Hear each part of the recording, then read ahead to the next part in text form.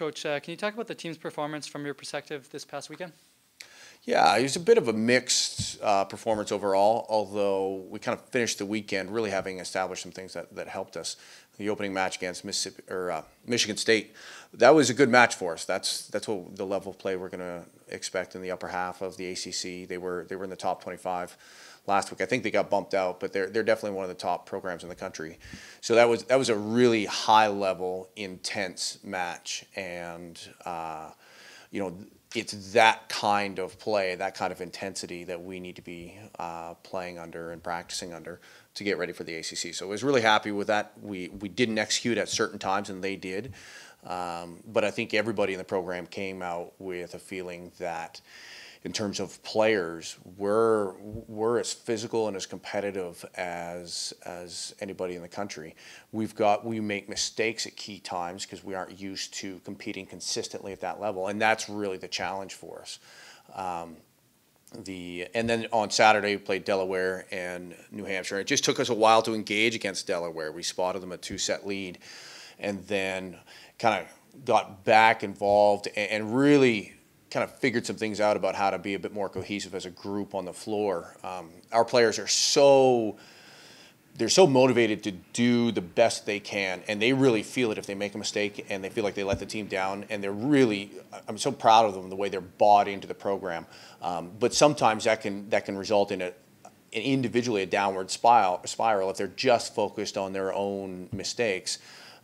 So as we went through that match, they kind of figured out how to reward each other and how to pay attention to their teammates, so it wasn't just them feeling like they're by themselves out there. And that's when there was an immediate turnaround, and you saw that come back and winning the third and fourth set.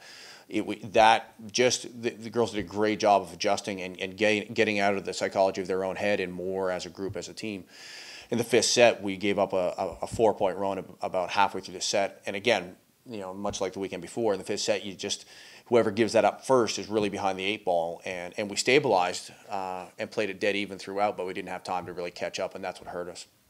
But then, true to the character of this group and this team, that was our fourth loss in a row. It would have been really, really easy to mail it in for the rest of the weekend, especially you're playing the home team in the feature match of the tournament on their home court. It would have been easy to kind of mail it in, and they did. Girls came out, worked hard, and really put into practice some of the lessons they had learned earlier, and played a great match against New Hampshire. After Friday's game, you had mentioned that the team would need to make some adjustments based on injuries. Can you give us an injury update and explain how the team responded to those changes that you talked about? Yeah, we've got kind of varying injuries of varying severity. So McKenna had been playing middle, which she played in club.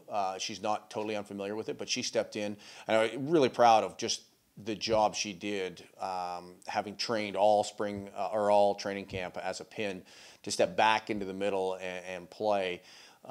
She did a really nice job with that, and we're expecting our other middles. None of them are significant, season-ending injuries. We're expecting them to be back and ready to go. But for McKenna to step in that way, and then for the other girls to rally around her and really support her, I was really pleased. That spoke very highly of the character of the girls on our team. With the New England Challenge approaching this weekend, the last tournament before conference play, will there be anything additional that you would like to see displayed from your team, or things that you will focus on, particularly in a tournament setting instead of the individual matches? Yeah, I wouldn't say that there's anything unique because this is the New England Challenge. This is just a constant process. It's just one more weekend in preparing to be able to play at our best during the ACC. So, there's certain rotations that we've seen some weaknesses that we want to fix. There's certain skills that we know we've got to spend a little bit more time on, see if we can get some fixes. It's incremental improvement, incremental process.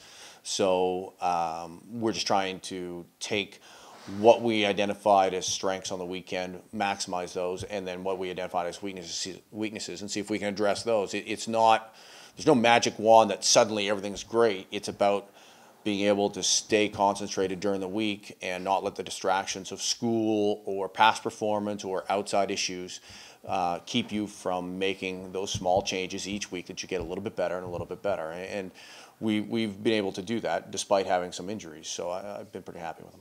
And final question, having been on the road the past 2 weekends, how important is it to be returning home for Thursday night game, and then for the other 2 games this weekend to be just down the street in Boston?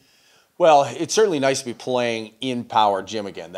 You're always a little bit more comfortable in that setting. It's tough for us because with our football schedule, there's a limited number of times that we can host tournaments at home. But the New England Challenge does give us a chance to host on a Thursday instead of a normal Friday. And as you say, with the other 2 matches in the area, at least you're sleeping in your own bed and you have somewhat, it's a bit more familiar routine. So, the flip side of that, of course, is the other teams, Harvard and UConn and Northeastern, all benefit in exactly the same way. So it kind of shares the benefit. But being at home on Thursday will be nice. Yeah.